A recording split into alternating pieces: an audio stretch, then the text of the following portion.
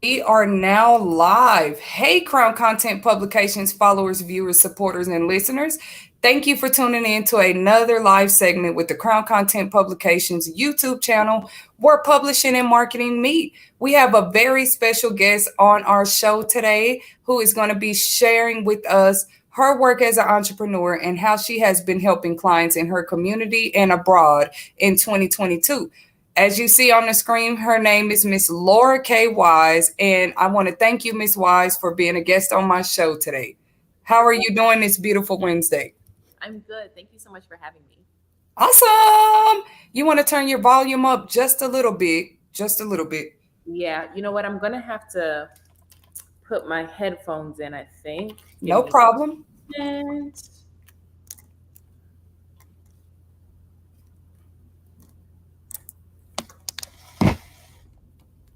And let's see, here we go. That sounds so much better already.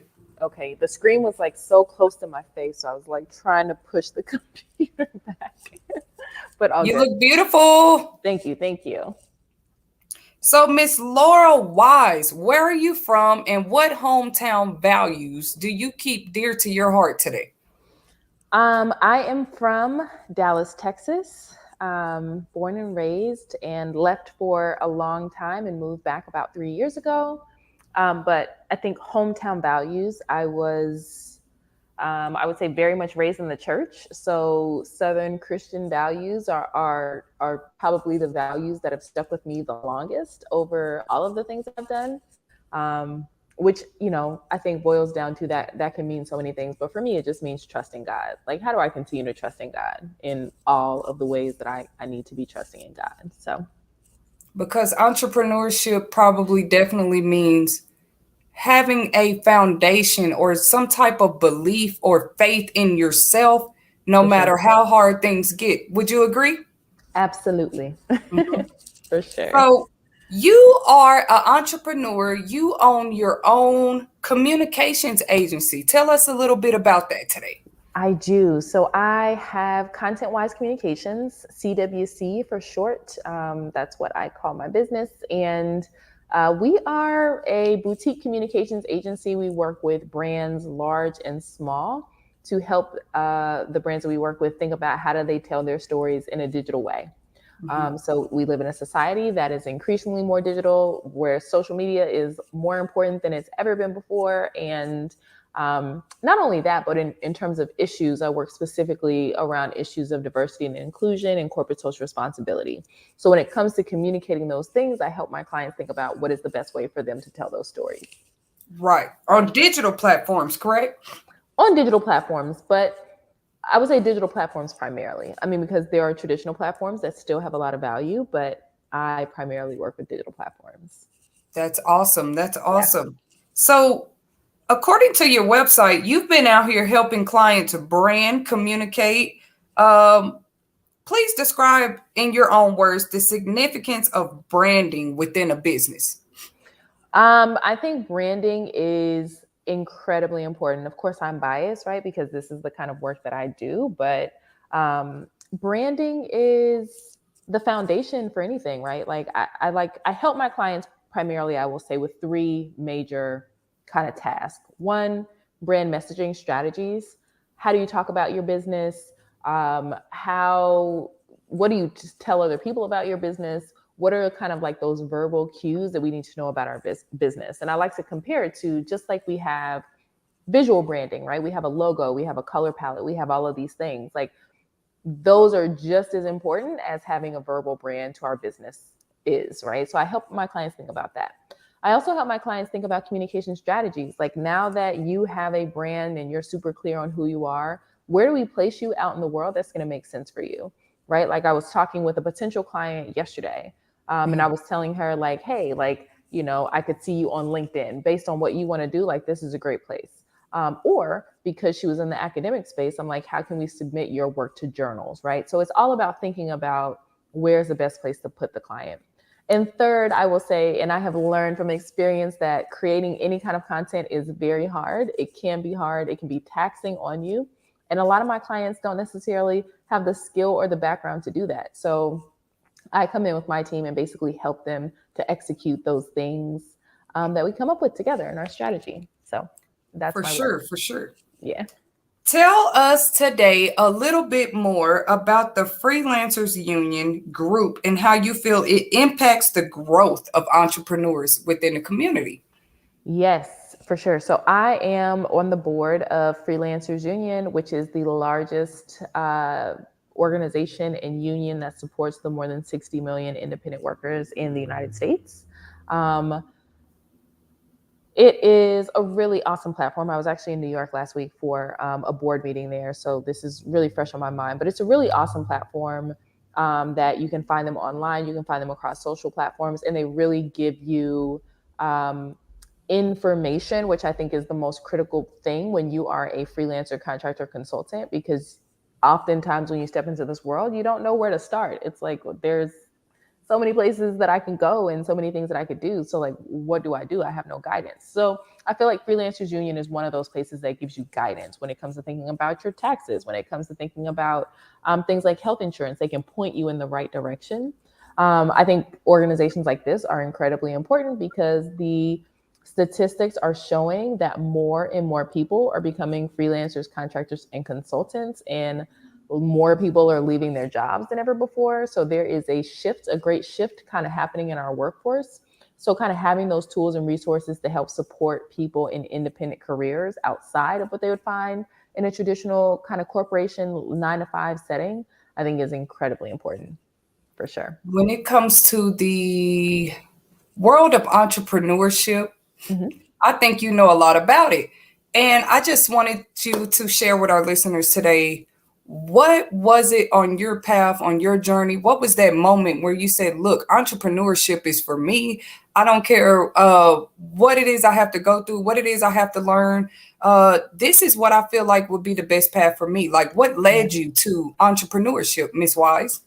Um, it was a process, I will say. Like it didn't just happen. I like I said, I've been a freelancer, or I mentioned I'm on the board of the Freelancers Union. But backstory, I have been a freelancer for the last 12 years.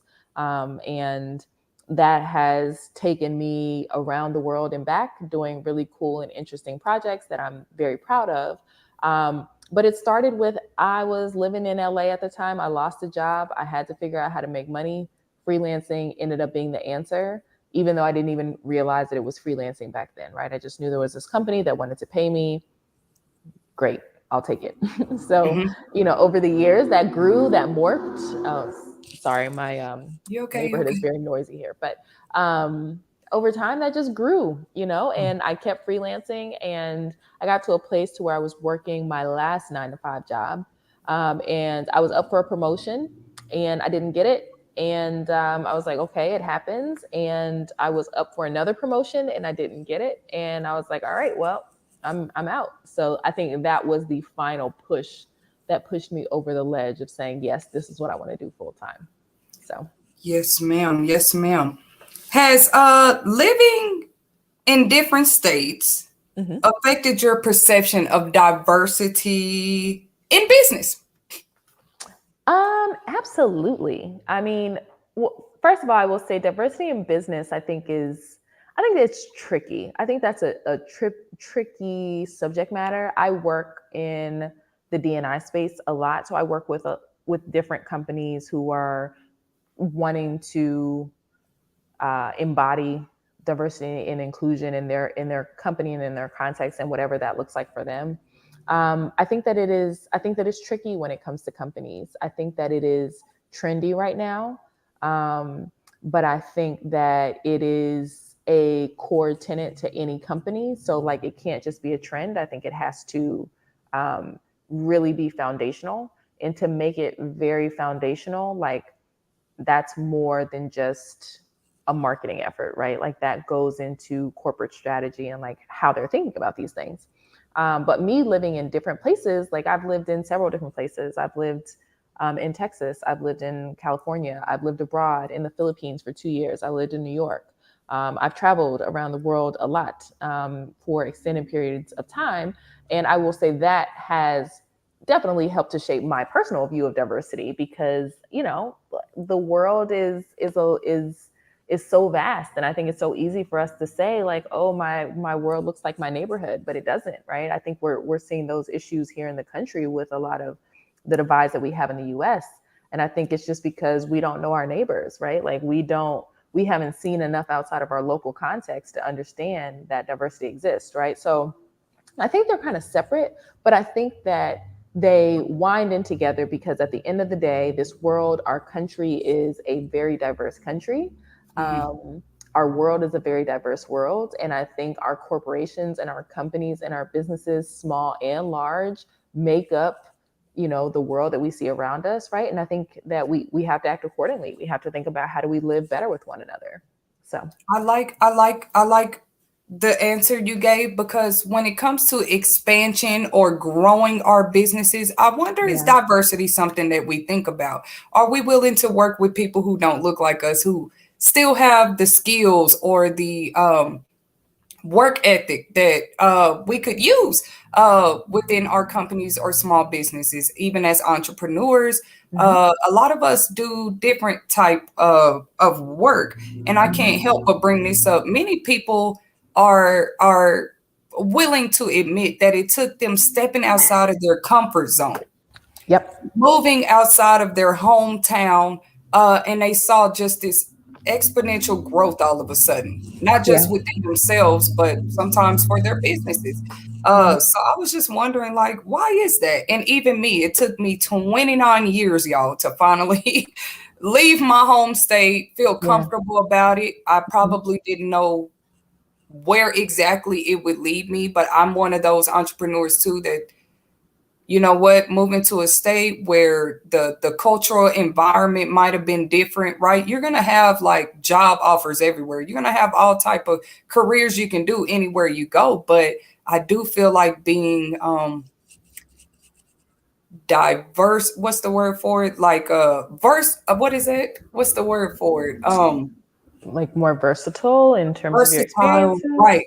with Yeah. with culture and Hmm. diversity, it's gonna still matter. I know it's the new millennium, and people probably think that's a basic thing to think about, but you would be surprised the type of connections you make. Sometimes even us as women, don't be Yeah. scared to talk to men. We're more than just women. We're more than just Yeah. objects. Yeah. We have skills out here. So I thought that was a great question to ask you. Somebody that has Yeah. moved around a lot, found herself, grew as an entrepreneur, and really understood the significance Yeah. of being diverse and working with different people.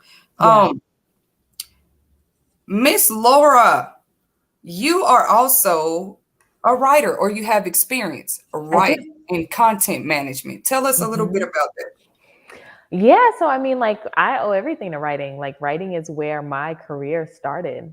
Everything that I'm doing now, which right now I'm a communications consultant, I work with my clients on all of the strategies that I was telling you about earlier. But like, that all started out of me just personally being very inspired by different stories and wanting to like write those stories down and like tell other people.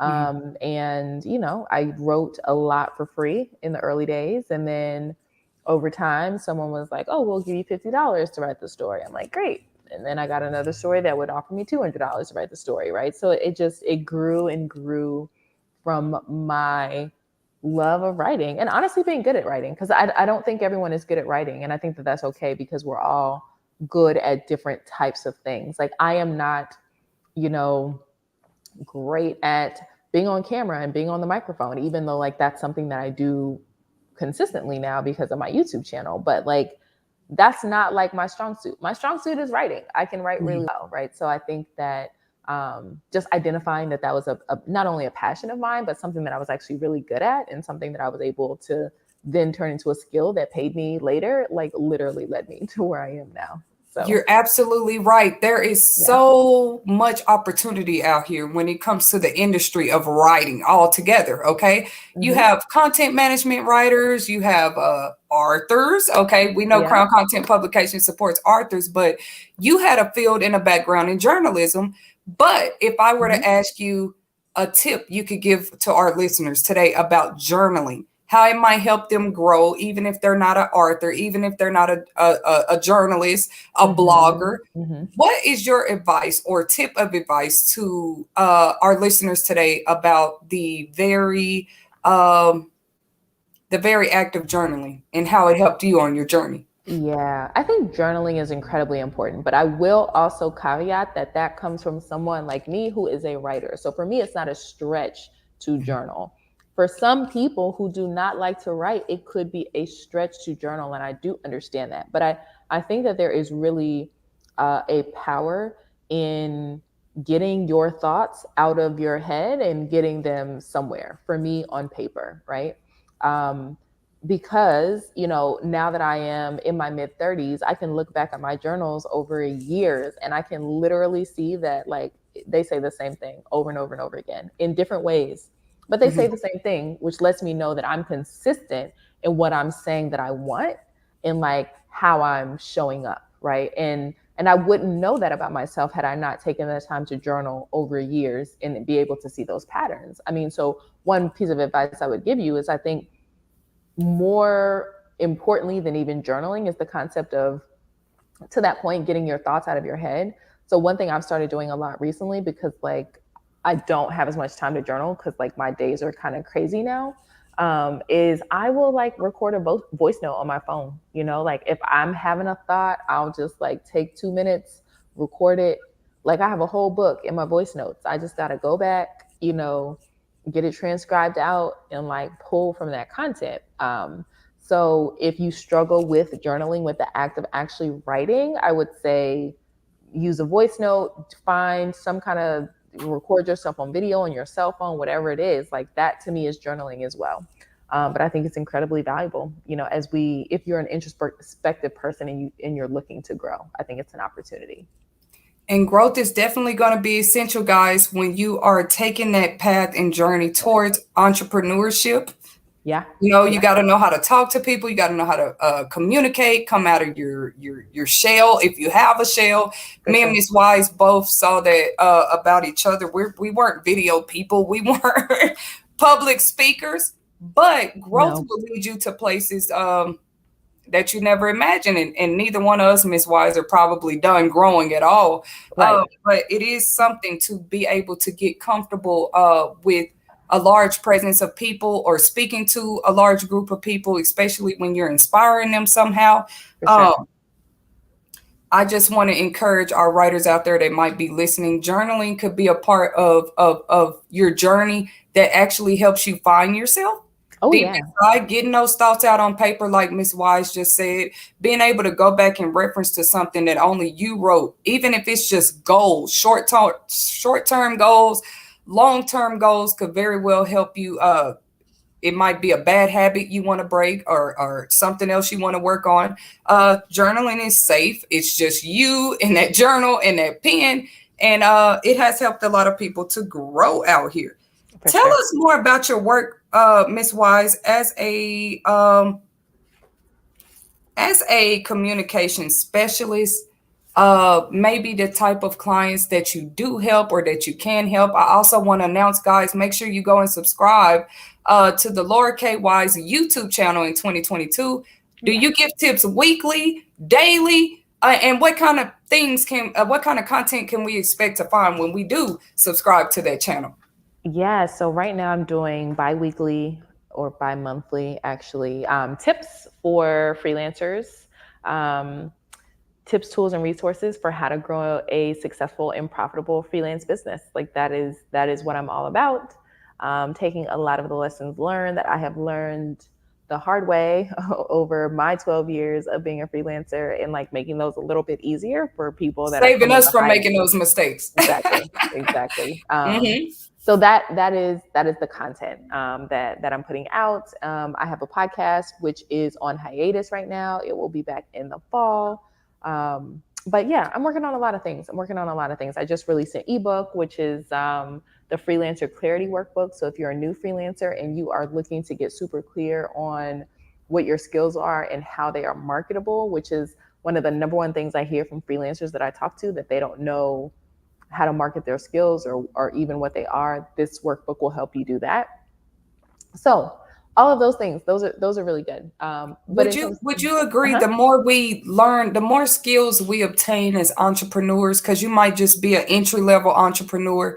Um, you might not have a lot of money. You might not have business funding at the beginning. I think what you're trying to say is there are smart ways that we can market and invest in ourselves if we have the right guidance or the right mentorship. What's the name of that book again that might be able to help entrepreneurs out there? So it's the Clarity Workbook, the Freelancer Clarity Workbook, and it's more about one of my mottos, personal and professional, is that you can't hit a fuzzy target, right? And if you don't know how to talk about your skills, if you can't even identify your marketable skills as a freelancer, you can't make money.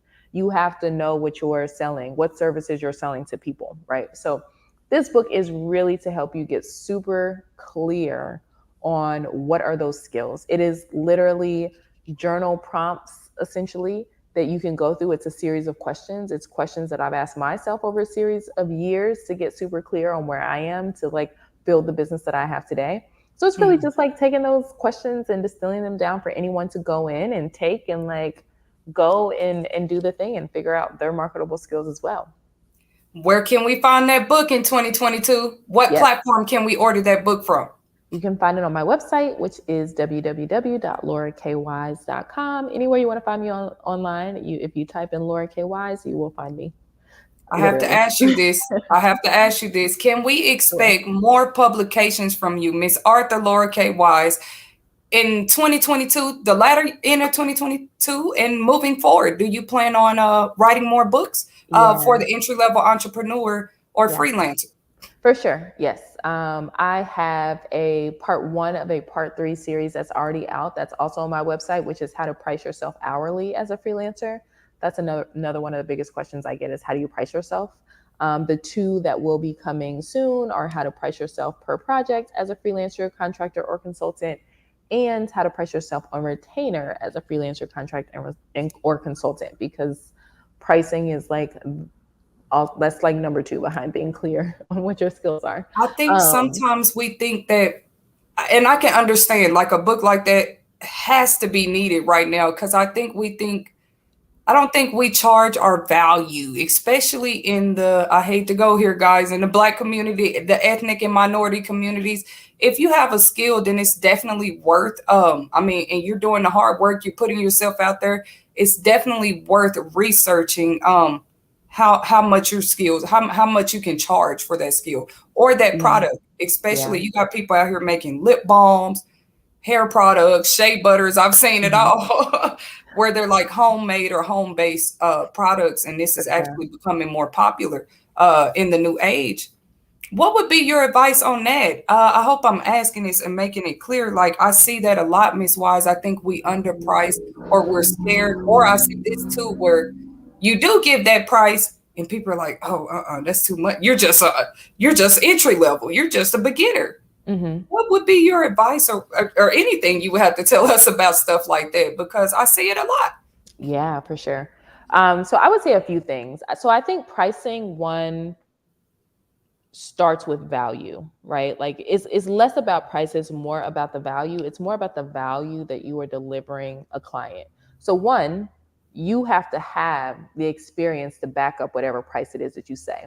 I think that a lot of times people think that they can just start freelancing because people will tell them on YouTube or like on TikTok, yeah, you can just start freelancing with no experience and make $100,000 a year. That's not the case, right? Like Mhm. I have been doing what I've been doing for 12 years full time, you know what I mean, to be able to even charge the rate that I'm charging now. So, one, you have to have the experience. So, I always like to recommend to people if this is something that you think you want to do, you need to take 6 months to a year of your life to dedicate to your craft to make sure you're good at what you're doing, right? Because you don't want to deliver a product that is subpar. So I think it really does start there. It starts with making sure that what we're offering is really good.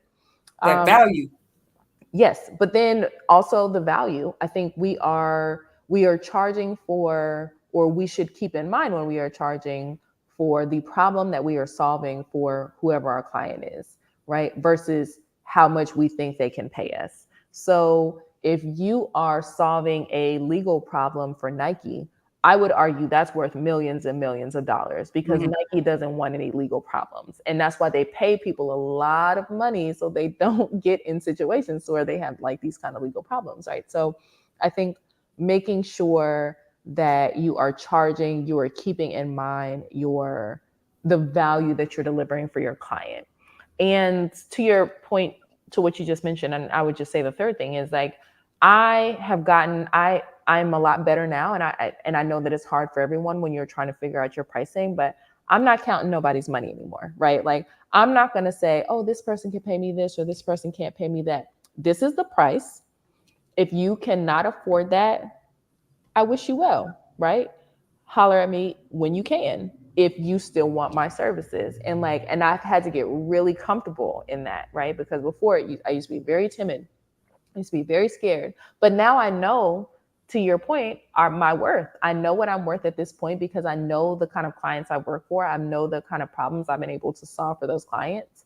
Mhm. And I charge for that. So, it's almost like I've heard the example used several times. Like if you're having an issue and you call a plumber can come in and fix your problem in 5 minutes, but you're still going to pay that plumber $300. And you're going to be like, why am I going to pay you $300 for 5 minutes? And it's because you are paying for the plumber's expertise in his area or her area, not their time, right?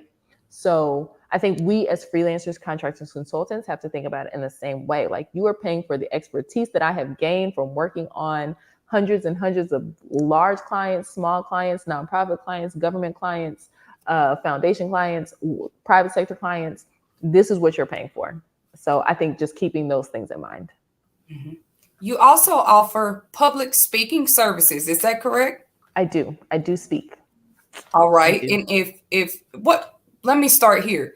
Hmm. Motivational speeches, inspirational speeches, tips for freelancers, and Hmm. share with us where our listeners can book a consultation for your public speaking expertise in 2022. Yeah, so I am at this point in my life, after everything that I have done, which is why I'm so focused on freelancers, is I'm committed to sharing tips, tools, and resources for freelancers. But more broadly than even that is really helping women to rethink work, right? This concept of rethink work has like really kind of stuck with me because I think that things are just changing so quickly. COVID, where now we have a supply chain shortage going on. We have more people quitting their jobs than ever. They still haven't raised the minimum wage. Like there's all of these kind of things. It's the inflation is crazy, gas is high. Like there's all these things that are kind of happening in our world like right now that are making the times that we live in very unique. And I think that when it comes to work, because we spend so much time at work, that we really have to rethink what that looks like for us, specifically as women, and figure out how do we make that work? If we don't want to go into the office because we have kids to take care of or aging parents to take care of, like how do we design a work life balance in a work situation that is going to accommodate that for us? If we have certain revenue goals, how do we do things that help us accommodate those things, right? So I speak primarily on helping women to rethink work. My Mhm. path to rethinking work for myself has been freelancing, which is why I've honed in on freelancers. But I think it's bigger than that, right? I think it's more, I do more business-based speaking. So it's helping companies to think about the future of work. This term is like such a buzz phrase right now. How do you think about the future of work? How do you support women in the future of work? How do you support the contractors who are going to be working for you inevitably in the Mhm. future of work? So that is really what I talk about. I'm a businesswoman and I talk about business I think things. those are great topics, Yeah. especially when we're talking about a time like 2022. Since Yeah. we're talking about women, tell us a little bit more about the Black Female Freelance Network that you are also familiar with. Yes. So the Black Female Freelance Network, or the BFF Network for short, is a community that I've started for Black women who are freelancers. And we are a community of women, and it's all about sharing tips, tools, and resources, but most importantly, setting up a hiring pipeline for companies who are prioritizing hiring Black women freelancers. So it is a growing community. It is still small, but we are growing, and it's really about adding value. That's all I want to do. I don't want to be a talking head. I don't want to just, just say stuff to hear myself talk, right? Like I really want it to be valuable to the people that I'm sharing and that are in the network. So that's really what it's all about. Like it's just about continuing to create this community around freelancing because again, the statistics are showing that freelancing is growing, and I want to make sure that Black women have a place in this space, and are able to capitalize and make money off of kind of this emerging way of working. If a young lady was listening in today, or old lady, I'm sure that network does not discriminate. Um, where could they find more information, and how could they join if they were interested? Yes, you can go to thebffnetwork.com, which is just kind of like a splash page. But if you go to the freelancer Mhm. space, which is about halfway down the page, it will give you access to our private Facebook group. If you are a Black woman, feel free to join. And it'll just literally take you straight to Facebook. You'll answer 3 questions about just what is your background with freelancing, and you'll be in the group. But also, more importantly, and or equally as importantly, I will say, is if you're an employer and you're looking to hire a Black woman, you can also go to the same website, thebffnetwork.com, and reach out to me via email. I would love to connect with you about your opportunity and like sharing it with the BFF network. So that's what it's all about, honestly. Like One thing I would sharing. love to shout out Mm-hmm. about Contentwise Communications. Mm-hmm. Guys, it doesn't matter what level of entrepreneurship that you are on. She has great tips. She has great services and consultations that may be able to help you through the process, even if it's a nonprofit organization, if it's a small business, maybe you're a writer, maybe you're a musician. We all have to start somewhere. And if you're looking for independency in this new millennial and just starting something more self-based, you can totally do that. We're not making this just for Black women or anything, but we do want to give our support. We do want to let you guys know that the resources are out here available. I had to get her on the show because Yeah. there are probably many more agencies and small businesses that work the same, but Crown Content Publications was definitely a fan of what you had going on. Thank Miss you. Wise, For y'all sure. don't forget to subscribe to her YouTube channel in 2022. You can expect regular updates, tips specifically for entrepreneurs and freelancers in 2022. Is there anything else you would want to share with us about the mission that Contentwise Communications is on in the new millennium and what we can expect from you in the near future? I think you told us you might have another book coming soon, but what else are you guys working on as far as your growth, or how can we support you as well? How can we support Contentwise Communications, even if we did need your services? How can we support you in 2022? Yeah, for sure. So I consider myself a corporation with 3 branches, and those 3 branches are CWC, Content Wise Communications, Laura K. Wise, which is my personal brand, and the BFF Network. So CWC is my consulting arm. So if you need communications consulting, if you need strategy work done, as you're thinking about how to launch or scale your business or to penetrate the markets that you're looking to penetrate, I have a long history of doing that work, and I would be more than happy to chat with you about what that could look like. But in terms of support, I mean, like, really, I am just looking to connect with as many Black women freelancers as possible. And also those who are looking to hire Black women freelancers. Like that is the way that you can support me. You can follow the BFF network. You can follow me on Instagram, on different social media platforms, on LinkedIn even. We can connect. I would just love to hear about what you're doing, and connect you with women in the network. That is the biggest ask that I have. So Thank you so much for yeah, being a guest on the Crown Content Publications for podcast sure. show today. I'm not going to hold you long at all. We Yeah, for actually, sure. Miss Wise, if you want to tune in later, we have one more interview right Okay, after you. But I nice. definitely had to get you to come on here and Okay. encourage and inspire not just entrepreneurs, but ladies, women. Yeah, yeah. I was talking to a lady yesterday, like, I don't think people understand, and I hate to be sentimental right now, but women also have to to say be careful is cliche. There's that much going on these days. You know, so it's a blessing when you're able to find a hub, a community, a group of women that are like-minded, that are looking out for one another, that are willing to protect one another, even in business as entrepreneurs. You work for a company, they have security at the front door, they have security cameras on the premises. This is all your responsibility, though, once you become an entrepreneur, from the accounting to your finances, your insurance, your bills, you know, and some of you ladies are out there single, but you're doing it. So myself, I think I speak for Miss Wise when I say we do encourage you. We support you. You do have a hub. Check out the Black Female Freelance Network on Facebook, as she encouraged.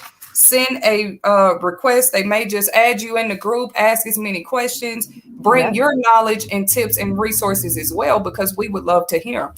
Ms. Wise, we thank you for your time. Don't forget to subscribe to her channel, guys, Laura K. Wise YouTube channel in 2022. Thank you for your support. Thank you so much. I appreciate it.